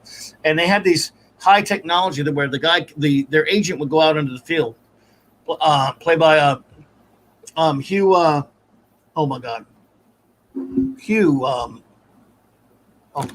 man, the guy who played Wyatt Earp. Hugh. Jesus Christ. Why am I forgetting his name? It's ridiculous. I hate myself. Anyway, they had three different actors that would share episodes. In other words, there were three different agents, and they go and have these adventures. Mm-hmm. And Doug McClure was one of them. Hugh O'Brien, thank you, Chris. And they would go out, and there was this centuries, half a century before there was Bluetooth or any of these things or spy cameras. They had a little bitty spy camera on this necklace they would wear, and they could hear them talking in their ear, and these guys would give them an advantage as a spy type thing. And it's called Search. It was weird. Huh. And it lasted 20-something episodes. A buddy of mine was obsessed with getting that on DVD, on video or DVD, and he could never find it. And then one day they put it out with the Warner Archive. Wow. Yeah, too much 77. I loved Cobra Kai. I can't name anything else new that I care to watch that much. Well, Man in search of, yeah. Man from Uncle? Yep, Man from Uncle. Love Man from Uncle. Yep. Yep. Did you ever see the reunion film called The 15 Years Later Affair? No. In 1982 or 3, they did the 15 Years Later Affair where Napoleon Solo and Elias Kuryakin got back together for a new mission after being retired. And there's this scene where Napoleon Solo is being chased by some baddies. And all of a sudden he gets passed up, and we see this fancy car, and we see on the front license plate it says JB. And who's driving this car but George Lazenby? And he sees them pass by. He goes, Napoleon Solo, Uncle's finest. And so he pulls up in the car chase, and he helps them, like he does something to the bad guys to help Napoleon. And they wave at each other, and he rides on. Little cameo. So he got to play James Bond one more time. Yeah. Well, the last season of the A-Team, Robert Vaughn was in it, and then they started changing the titles of their episodes to the X Affair. Yeah, because they had them on an episode. Then they had both of them on there, Man from Uncle on the A-Team. Yeah, no. Well, Robert Vaughn was their new handler. Oh, that's right. Every episode of the A-Team since then had the affair. The affair, and like then the old show. And then you did have David McCallum on an episode, right? On an episode as a villain. Wow, that's right. I remember that. Wow. And by the way, Stephen Thompson, I was interested in cliffhangers. What are the last 2 weeks? Anyone remember cliffhangers? That's pretty obscure. There was this anthology. There was this show that had 3 different stories called Cliffhangers. This was like late 70s. 79. There you go, Stephen. It had one called Stop Susan Williams, another one called A New Version of Dracula, and one called Phantom Empire, which was based on the old Phantom Empire serial. You remember? And then it didn't. How long? It didn't last for shit, did it? It didn't last at all, man. I don't. What, a couple of weeks? How do you remember that? Why do I remember it? We're insane for remembering that. Yeah, there's one. Did you ever see The Pretender? Once or twice. Never. I love that show. I really loved Pretender. And it lasted 4 seasons and was killed by the XFL. Huh. Hey, look, dude, I love the Planet of the Apes TV series, man. Yeah, it was good. That killed me that got, cut too soon. I mean, good. I love. Look, I'm in what they call back then. They called us an apophile. If you love Planet of the Apes. Oh, Bob, you love The Pretender. Cool, man. I love it. But if you love Planet of the Apes, the movies and stuff, then they got called an apophile back then. That was apophile nut. Of course, the original film cannot be paralleled. Beneath the Planet of the Apes has it's kind of beneath it. I actually loved Escape from the Planet of the Apes, even though it has a ridiculous premise.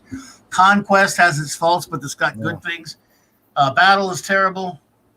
The cartoon was based more on the old Monkey Planet, but it was by Doug Wildley, who did Johnny Quest, and I liked it kind of as a kid anyway. And I love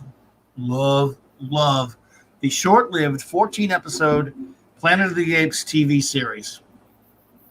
Roddy McDowall is brilliant on that show. Mm-hmm. Yeah, Pretender was great, Bob. Man, Dave, Bob, I loved it. I missed it. That was yeah. Oh, you remember? I'm good. I'm glad some people remember that one. And Jan and I agree. I loved Buffy. Buffy was a great show. Yeah. I got dragged kicking and screaming to that one. I mean, let's face it. I didn't really think much of the movie.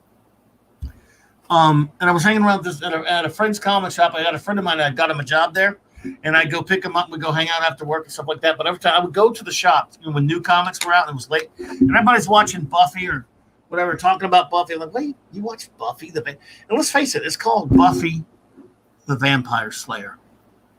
With a title like that, and Whedon, of course, is a jerk off and everything, but he was a good writer. And I kind of agree with what he kind of said. He was asked about that. Said, don't you think that title will kind of make people not want to watch your show? He said, yeah, let him go. Let him go. Because it's a goofy movie, and it's a goofy title. But if you just go by that title and that's all you look into, that's all you're going to get out of it. The show was really, really well done for a lot of years. And it's basically, Buffy's basically Spider-Man. Because she has sort of very similar story type of arc to Spider-Man.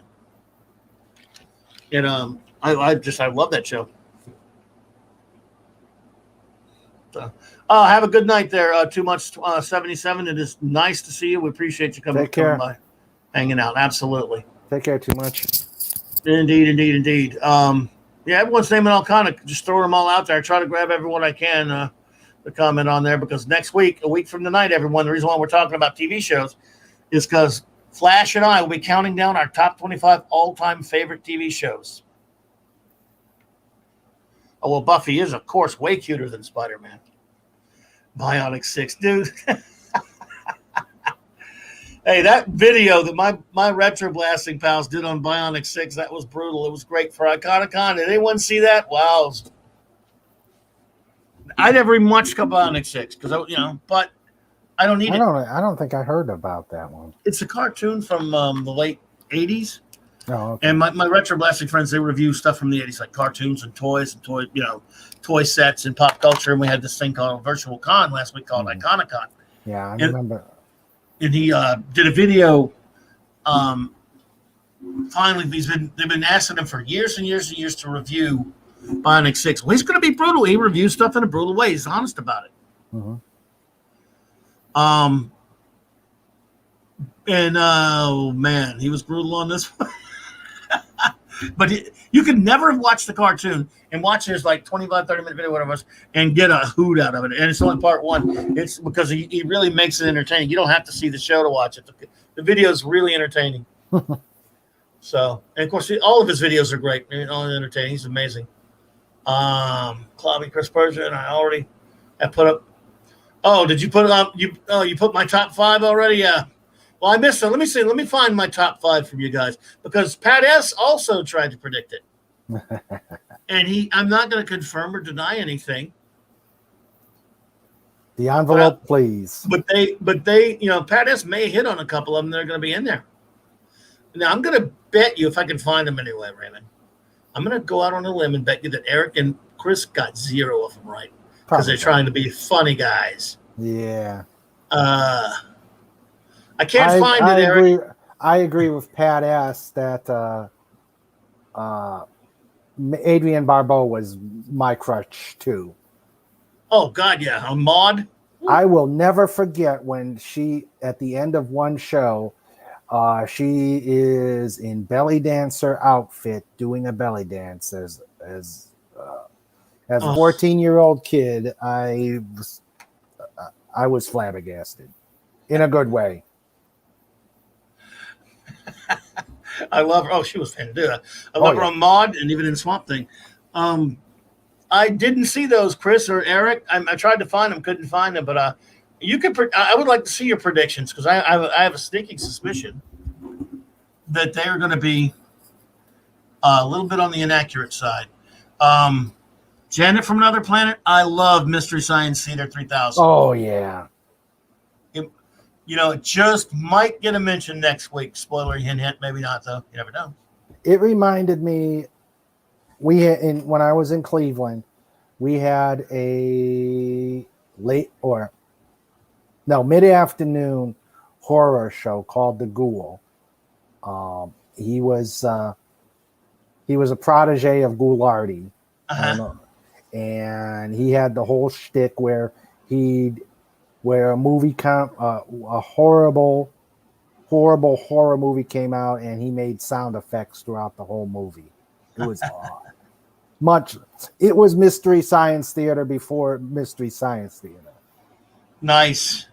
Buffy, Monkey Jeebus, I worked on Buffy as a teen. Oh, there you go. You know how it's weird how I came across MST3K. Oh, Eric's going to let me have it because I have to mention the comic shop. My comic shop, before I'd ever seen MST3K, it was years before it came on. We used to, we found a friend of mine ran across this stupid old movie called Time of the Apes. It's a Japanese ripoff of Planet of the Apes. It's really bad. It has terrible masks and stuff. Mm-hmm. So as a goof, he brought it to the shop one day, and we're all watching it and laughing our asses off. And it became such a running joke with us. We used to buy copies and give it to this friend of mine to aggravate him, and he would destroy it. And then we'd give him a new copy every year. So one day after I'd moved near New Orleans, to Kenner, we had Comedy Central on, and I'm walking through my living room, and my then wife was watching, and she's saying, "Look, it's Time of the Apes." And I walk by it, and I go, "Oh, that is on," but I'm not realizing that they're little figures. These voices are coming from somewhere. They're these little figures and silhouettes, and they're making jokes, and I start laughing. And I realize, hey, they're making fun of the Time of the Apes. And this was like 1991-ish or something. So that's when I first saw Mystery Science Theater 2000. Of course, loved it so much. Eric K. Says, Dawson's Creek, Charles in Charge, Joni Loves Chachi, Cagney and Lacey are just a few. Well, I guess, folks, we will not have to do the show next week because it has been out of the bag. No. Batwoman will be number one. Again, stop telling everybody my number ones, guys. Jesus. Let's see, what's that? Bop. Oh, Burn Notice was a really cool show, though. I liked Burn Notice, but I watched it for a couple of years, and I never got to watch the last season or so. But I bought a bunch of those seasons, and one day I'm gonna go back and burn through them all again, because Burn Notice was a cool show. And that guy who plays the main character on Burn Notice, I first saw him on The Pretender, actually. Yeah, so let's see here. Yeah, Bonanza I loved Bonanza there, Mark D. Hey, Jobber, you remember that night I spent most of the night telling Flash on the old show about how weird the last episode of Bonanza is? Never saw the last episode. I think it's on YouTube. They didn't, back then you didn't know you were getting canceled. It had been on for 14 years, right? Yeah. And Flash is like me. He's a weirdo. He likes weird, crazy, silly, off the wall stuff. The last episode of Bonanza is a creep fest of weirdness and strangeness. It's bizarre. And again, but Lauren Green has been said, if we would known we were getting canceled, we wouldn't have made that the last episode. Michael Landon directed it, and it's this story about little Joe gets lost in this desert because I can't remember now. Tom Skerritt plays this ex army guy from the war, who's really messed up from the war, and it's about him hunting little Joe in this desert into this. You don't remember that one, Jobber? And I was telling, and just it was so weird. It was creepy. It was filmed in a weird way, it's just bizarre. Well, the thing I took away from Bonanza is how many times is little Joe going to get married before he loses his wife gets bumped off? That's got to be not just little Joe. All of them. True. You're right, though. Come on. The premise of the show is he had 3 different sons from 3 different wives. Boy, being a wife in the Cartwright family must be a death sentence. It's a death sentence. Yeah. It's an absolute death sentence if you marry a Cartwright. A Cartwright. Yeah. And they did origin stories for all of them, by the way. Did you know that? No, I didn't. Mm-hmm.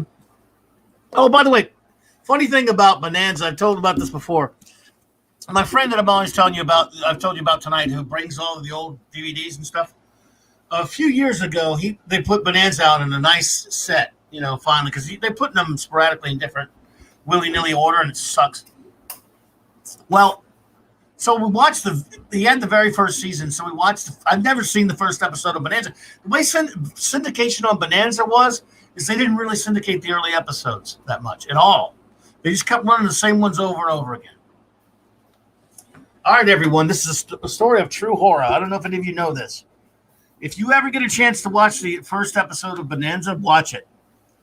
So we're watching this episode. I'm just expecting, it's cool. I finally get to see the first episode of Bonanza because it's 1957 or something like that, right? So we start watching the first episode of Bonanza. And after a little ways into it, I'm like, the Cartwrights are a bunch of freaking a-holes. And I'm thinking they're going to be good. At some point, they're going to be nice, right? No, the whole episode, they're the bad guy. They're jackasses. They are absolute, unlikable pricks. They are jerks. You watch that show, and he didn't want to tell me that. He wanted me to come to that conclusion on my own. And he was telling me that basically, when that happened, Lauren Green and I think maybe Pernell Roberts, but I'm not sure. A couple of them came to the producers. Look, no one's going to want to watch the show. These guys are assholes. Mm-hmm. No one wants to watch a show about a bunch of jerks. Captain 300 Sub Spock. Hey there. So the Cartwrights in the first 2 or 3 episodes, until they did a major rewrite, were not likable. They were jackasses. I mean, if you just caught the show in normal syndication watching Bonanza, at some point, they were the nicest guys. They were the rich people and all that stuff. They were the superheroes. I mean, they were always helping people. Always, they were heroes. They were great guys. But they were total jerk-offs. And I'm like, wow. That's pretty smart of the actors to go, hey, look, nobody's going to want to watch this garbage. I mean, I don't like us. Anybody else ever see those? Oh, my God. But they're funny to watch now. You're like, holy shit. I've never seen the Cartwrights act like dickheads before. Oh, is it on YouTube now? Which one, Dave? That last episode or that first episode? They're both weird. And that lasted 14 years, dude. Yeah. And Gunsmoke lasted 20 years. And that, you know why Gilligan's Island got canceled? They got too much seeing of Mary Ann's belly. No, I wish. That'd be at least a fun reason. The network head's wife loved Gunsmoke, and they were having cutbacks, and they had to cut they were cutting back, and there was something on the chop, and it was Gilligan's Island was for the chop that because Gunsmoke couldn't be sacrificed. And after in those last seasons, James Arness is barely on the show. He was just like, he got paid to go hang around a little bit. Snort, you saw those episodes of Bonanza? There you go. Well, Dave, don't you think they were acting like jerks on that show? I mean, was it just me that thought they were total jerk-offs? Because I remember they made a big deal about it. Anyway. But that was a good show, I thought, for a good while. Actually, did you ever watch Wanted Dead or Alive? I love that one. Steve McQueen. I don't think I have that. I saw that one. Oh, I grew up loving Wanted Dead or Alive, man. Steve McQueen. That was a great show. So, what the hell? Let's see what we got here.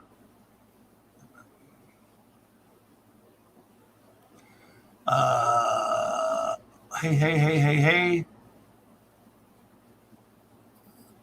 Oh yeah, Masters of the Genre. There. Yeah. Did you like Sliders? Sliders was good. Kari she was definitely Well, yeah. Because our buddy, and then we got a link in the chat, everyone. that Mark D with a C put in there. Our good buddy, Cardinal Sen, who was just on our good buddy Captain 300 Sub Spot's channel talking, interviewed Tracy Torme, who was one of the creator of Sliders, and you can see that interview. Is that the link to it there, Mark D? Well, I can't find it now, but it's in there. I think he put the link. Yeah, he did. did. Okay, there you go. And by the way, please go sub to my buddy Cardinal Sin. There's a link to his.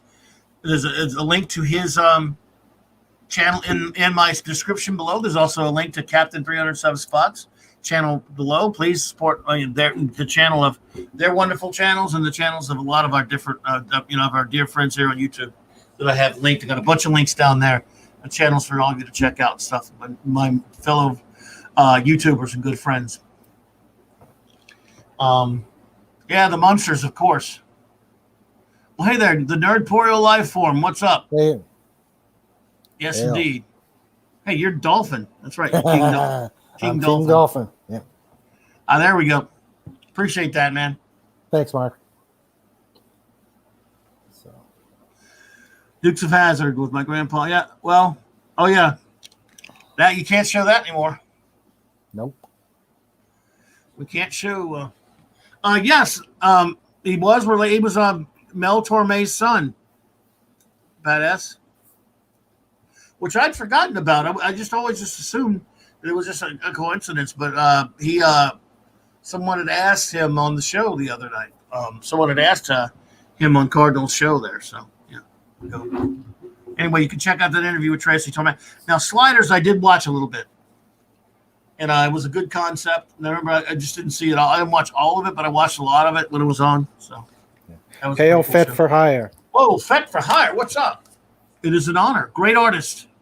Definitely. Yes, indeed. I've got a lot of his work. He's awesome. Yes, indeed. Used to watch. Yeah. Sliders was good. I remember I used to have a buddy of mine used to after a while make a joke. He said, "Oh, they go to an Earth where the hot and cold taps are reversed." But they had some crazy ones there. So yeah. Again, they're bringing it back, according to him, doing a new show that's from what he said something about they're doing a new one. Anyway, you can find the details on that one. So there you go. Let's see here. Nikita, huh? Yeah, I've never watched that show. I never watched Alias either there. And that, even though I hear it was good, it was Jar Jar Abrams, so I'll never go back now that I know it was him. Jar Jar Abrams can suck it off. Yep. There's a show on USA TV called Silk Stockings. Was a pretty good. I remember that one. Show. I remember that. Good. You do? Oh God, yeah. Yeah. Absolutely. Yeah. Did you ever watch, of course, the Avengers with Patrick McNee? Oh yes. Who could forget? Oh man. Yeah. M Appeal. I have the M Appeal mega set. You know what? I loved it. I mean, obviously the M Appeal episodes are the best, but I actually loved the new Avengers that came out in the 70s. They brought it back with Joan Lumley, and yeah, for 2 seasons, I actually loved the new Avengers. Yeah, it was pretty good.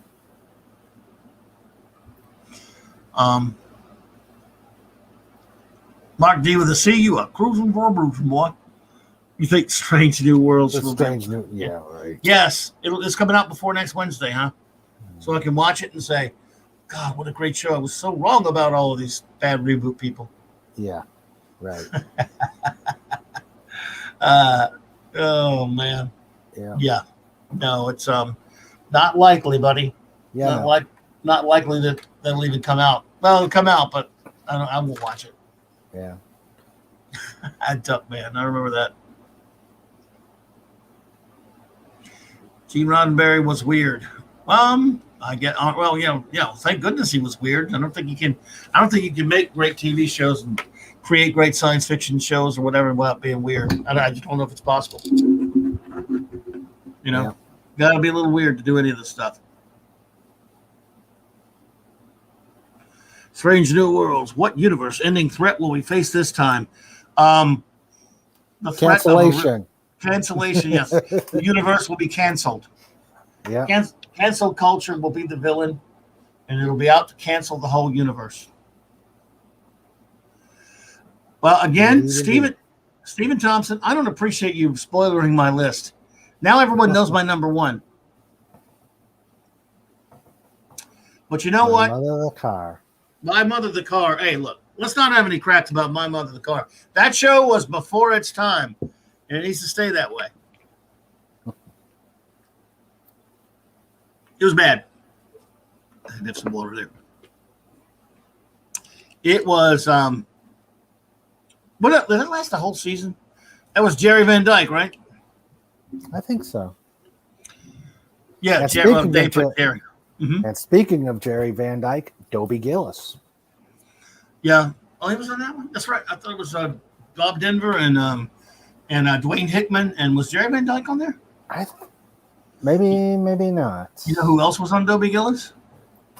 Maybe not literally, but Yvonne Craig, Batgirl. Oh.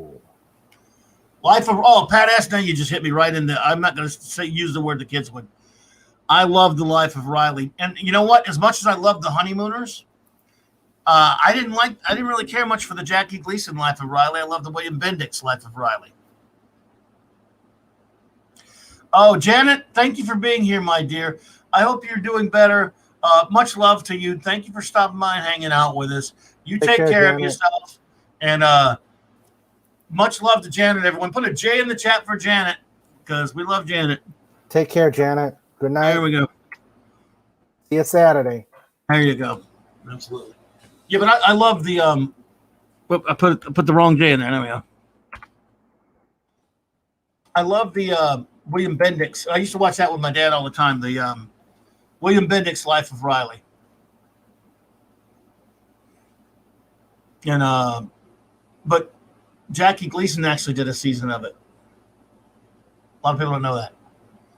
So, yeah. Al from Happy Days was where? Was he on Dobie Gillis? Or no? I'm not sure what you're referring to there, Monkey Jeebus. Al from Happy Days, where was he? And there's a show. Happy Days was a fun show. Wow, somebody actually mentioned Love American Style. Was it? It was Mark. Remember that show? Oh yeah, I remember that show. That show was hilarious. You know, Love American Style had Adam West on it. Oh, I didn't know that. On an episode, there was, it was rotating. Also, yeah. Happy Days first appeared on Love American Style. That's true. I remember seeing that episode. Yeah, it was some different people, but well, that started the whole concept of short episodes with started the whole thing that Love Boat then took on, and Fantasy Island, the little vignettes. Yeah. Well, it was an anthology comedy. I remember one with McLean Stevenson once, who was great on the first three seasons of MASH. Uh-huh. And then Alf. People mentioning Alf. I never watched Alf, but a lot of people like Love Get Smart. Steve Thompson, absolutely. We have a question for Raymond. Did you ever ban a person from chat on Doomcock's Friday Night Frolics? Of course. I've got the marks on my bulletin board. On your bulletin board? Yeah, the hash marks for everybody I ban. Oh. Yeah, he bans me all the time from there, everyone. No, so you really, a few people want to, not a lot maybe, or no? I neither confirm nor deny, but I do keep a scorecard. Okay. Of those I we got it. It's good to keep it on record, I guess. Yeah. I'm nothing compared to Stella Heather, though. I hears you. Let's see here. Whoa. Oh, they're doing Love American Style Marathon. Wow. On Decades. I don't know what Decades is. I do know Stuart Margolin used to be on Love American Style on the little insert bits. Stuart Margolin, who was brilliant on Rockford Files as Angel Martin. He won Emmys for that. Greatest American Hero lasted 3 years, Brett. And if you buy the DVD set of The Greatest American Hero in the third season, they had a pilot that was never aired that was about him passing the torch to a woman, meaning the costume. And it was going to be Robert Culp and this woman. William Cat was only in that episode. He wasn't going to be on the show anymore. And didn't work out. I don't know if you've ever seen that. Yeah. But, yeah. So, bop, bop, bop. Well, dude, what you got? I Spy. I Spy was a cool show. Absolutely. Yeah. Oh, my goodness. So, again, which all just bolsters the point, everyone. This is going to be tough to narrow this thing down to 25. You know? Yeah. You just so many. Yep. And how do you narrow it down when it's so subjective? Well, yeah, because see, you get your 25, right? And then you go, oh man, but I really love this show. Maybe I need to put that. Oh no, but I really love this show. No, but I really you just all of a sudden you're like, what am I gonna do? Yep. I hate that. I mean, it killed me to leave this one off. It killed me to leave that one off. You know, and then the order. And the thing is, we always talk about our order. I probably, and Flash agrees with this. I probably don't love my number 13 much more than I love my number 20, if you see what I'm saying. I love them both if they're in that top 25. Mm-hmm. If it's in the top 25, I love it. I love the show.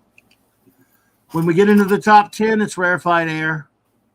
And it's tough to put all those, it's tough. Mine's going to be the geekiest list you've ever seen, which I'm strangely okay with. I like Snorter Poopus's thing. Easy enough. 1 to 25 would be the original series of Star Trek. All of them, huh? Yeah. Well, that's an easy list to make. What's up? 70s. Good to see you, my friend.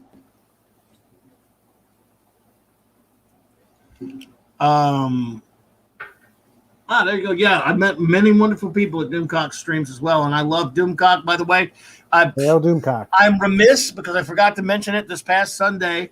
The great Lord Doomcock was nice enough to have both myself and Raquel and other friends on his new Sunday night show, Pop Culture Roundup. And I am so grateful to you, Lord Doomcock, buddy. You've been a good friend to me over the years. Love you, man. And I appreciate you, brother. And we were really blessed to be invited on there. We were on there 6 hours that night. Then I went over to my buddy Mark D with the C stream and streamed with him for a while because he's got a channel and you can find the link to his below. And but Lord Doomcock is the man, and I just appreciate him. And I was just honored to be asked on there to hang out with him. It was a great bit of fun.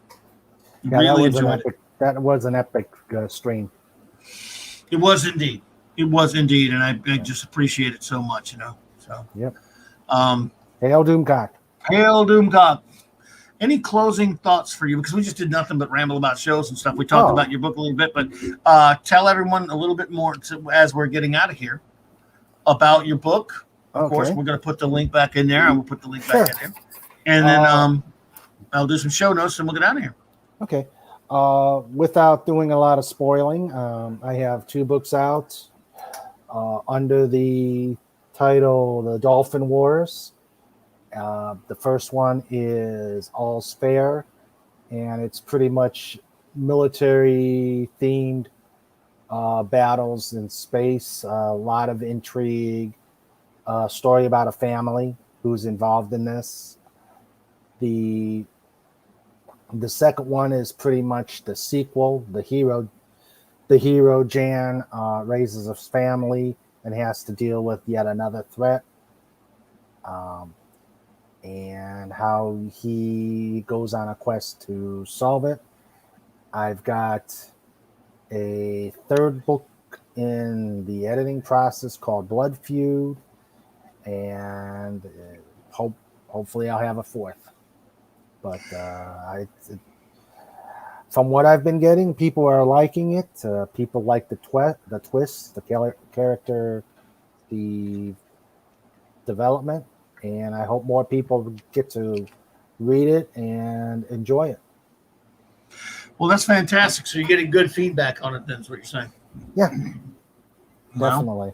that's fantastic. Definitely. Hey, that 70s dude, man, dude, you need to come hang out with us on one of these nights. And look, tomorrow, 70s, the Global Geek Gang will gather. If you want to jump on with us tomorrow, brother. If I know it's in the middle of the day for you, I don't know, but you're definitely welcome to make it to join us. Just let me know. Give me a holler. Okay, well, show notes, everyone. Again, tomorrow, 1 p.m. Central Standard Time, assuming I'm able to get back in time, because I will be on the road before that. The Global Geek Gang shall gather. Oh, yeah. And Saturday night, my wonderful first officer and I will be, of course, continuing our ongoing mission of reviewing all of Star Trek.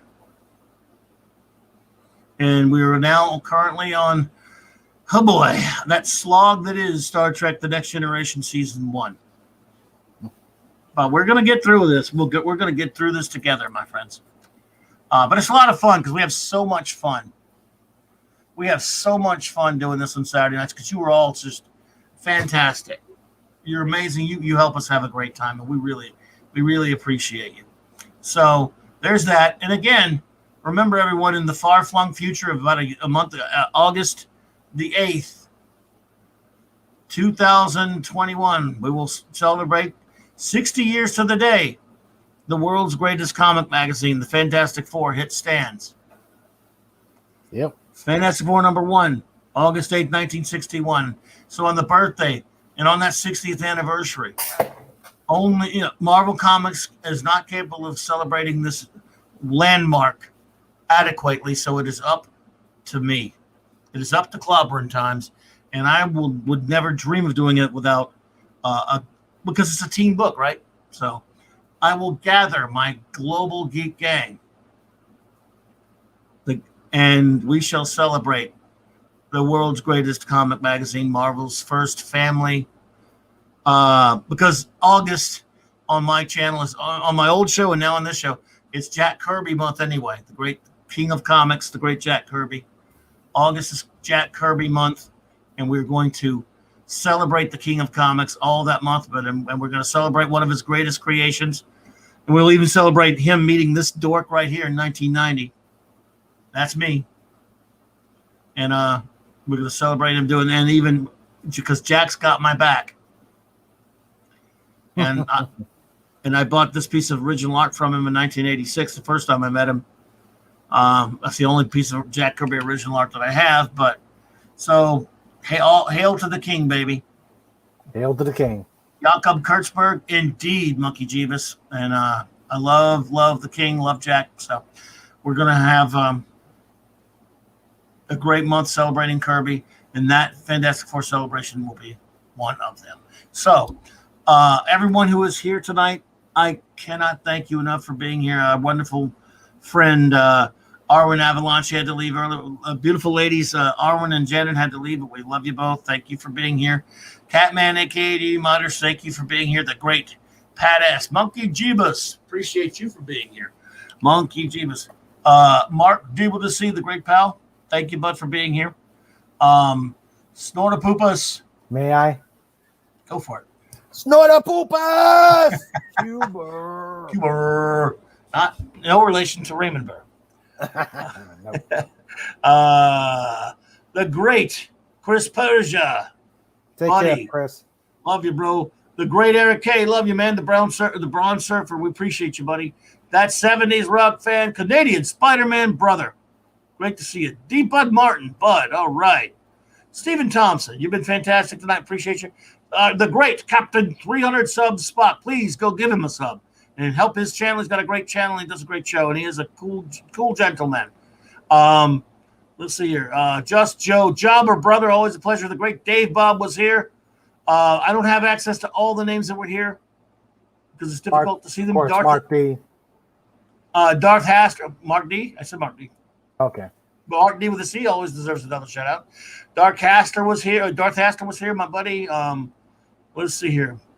I can't find them all. Probably Brett Cohen was here. Thank you. If I missed anyone, everyone's just because I can't see everyone in the chat because it's this real ridiculous. It's crazy. StreamYard's chat. That 70s fan. I did that 70s. Appreciate you, man. Appreciate you being here. Appreciate you all, and of course, a big thank you to my good buddy Raymond King Dolphin Feliciano for hanging out with me tonight. And it was a lot of fun, man. And we will do it again. I appreciate you hanging with me, but it's always a pleasure. Oh, it was a pleasure. I enjoyed it. Thank you for having me on. It was great just chatting with you. And I will talk to you tomorrow on the Geek Gang. Indeed. Global Geek Gang, everyone. And everyone have a great night. And again, always a big shout out to the great Stone Loki for this outro that he made for me. Good night, everybody.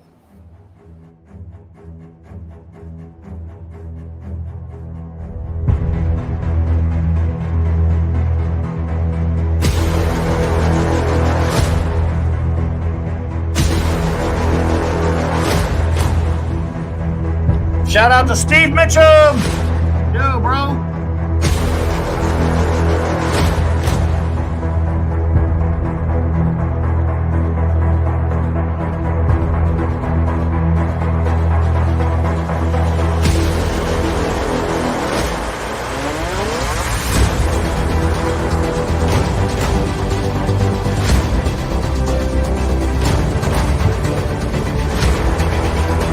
Shout out to Catman Didi Myers.